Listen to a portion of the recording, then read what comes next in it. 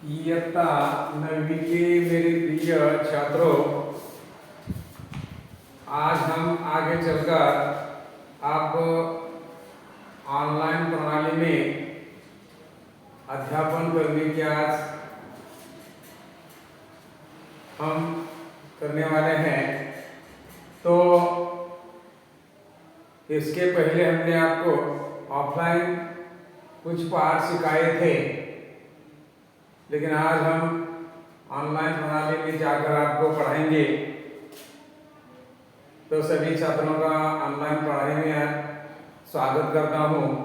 और उसके पहले हमने एक पाठ का नाम जो है आतिथ्य के पत्र, जो आचार्य विनोबा भावे जी और गांधी जी ने लिखा है, इस पाठ के बारे में जानकारी देने वाले हैं। तो आतिथ्य पत्र, इसमें दो पत्र हैं। एक पत्र विनोबा जी भावे ने गांधी जी को लिखा है और दूसरा पत्र गांधी जी ने आचार्य विनोबा भावे जी से लिखा है। तो प्रस्तुत पत्र में गांधी जी विनोबा जी भावे से क्या सलाह देते हैं, उसकी जानकारी आज हम लेने वाले हैं। तो प्रस्तुत पत्र में गांधी जी क्या कहते हैं विनोबा जी भावे को, किताब में देखो, तुम्हारे लिए कौन सा विशेष काम मैं लाऊं, यह मुझे नहीं सूझता। तुम्हारा प्रेम और तुम्हारा चरित्र मुझे मोह में डुबो देता है। तुम्हारी परीक्षा करने में मैं असमर्थ हूँ। तुमने जो अपनी परीक्षा की उसे मैं स्वीकार करता हूँ। तुम्हारे लिए पिता का पद ग्रहण करता हूँ। मेरे लोग को तो तुमने लगभग पूरा ही किया है। मेरी मान्यता है कि सच्चा पिता अपने से विशेष चरित्रवान पुत्र पैदा करता है। सच्चा पुत्र वह होता है जो पिता ने जो कुछ किया है उसमें वृद्धि करे। पिता सत्यवादी दृढ़ दयामय हो तो स्वयं अपने में एक गुण विशेषता से धारण करे। यह तुमने किया है, ऐसा दिखता है। तुमने यह मेरे प्रयत्नों से किया है, ऐसा मुझे नहीं मालूम होता।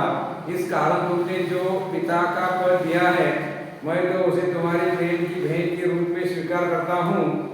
उस पद के योग्य बनने का प्रयत्न करूंगा और जब मैं हिरण्यकश्यप साबित हो जाऊं तो प्रहलाद भक्त के समान मेरा सादर निरादर करना। यानी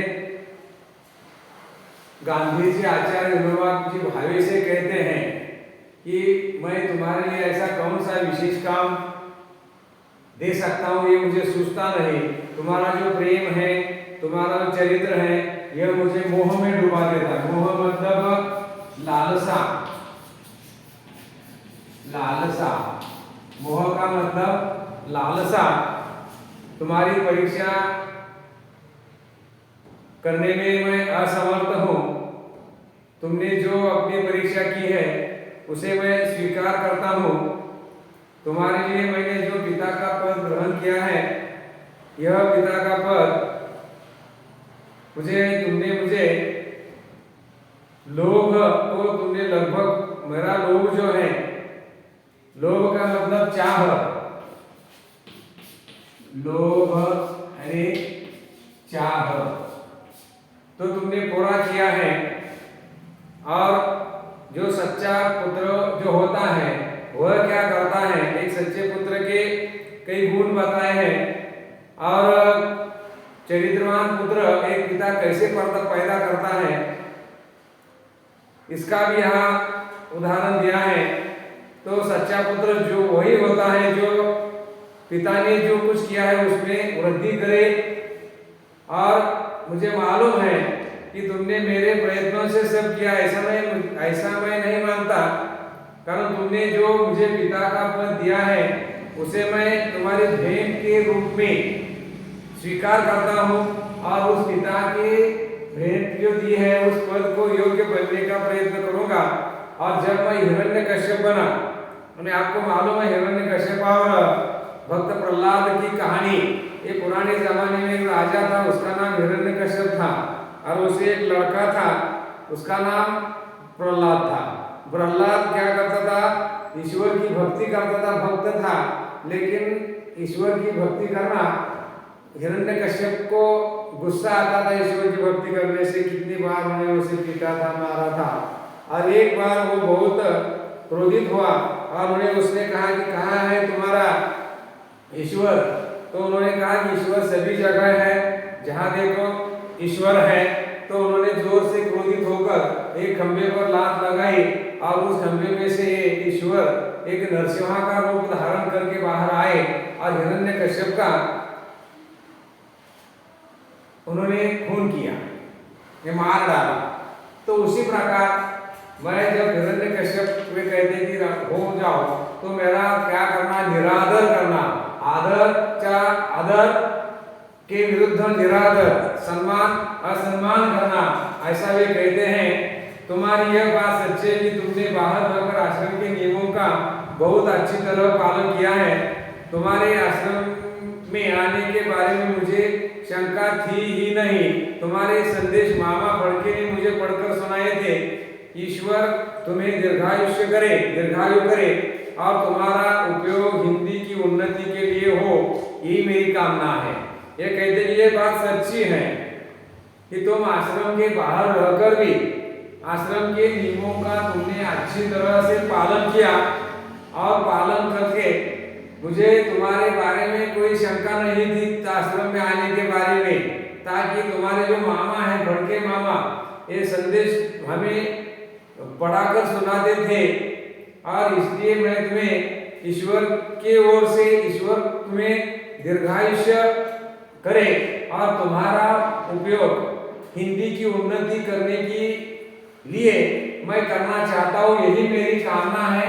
कामना का मतलब भी चाह होता है। कामना यानी चाह, इच्छा, ऐसी उनकी कामना है।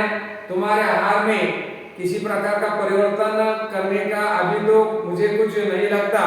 दूध का त्याग अभी मत करना, इतना ही नहीं, आवश्यकता हो तो दूध की मात्रा बढ़ाओ। वो कहते कि तुम्हारे आहार में मैं अभी तो कोई परिवर्तन नहीं करना चाहता। अगर तुम्हें दूध का त्याग करना मत करना, इतना ही नहीं तो आओ दूध की मात्रा बढ़ाना, दूध ज्यादा लेना, ऐसा गांधी जी उन्हें सलाह देते हैं।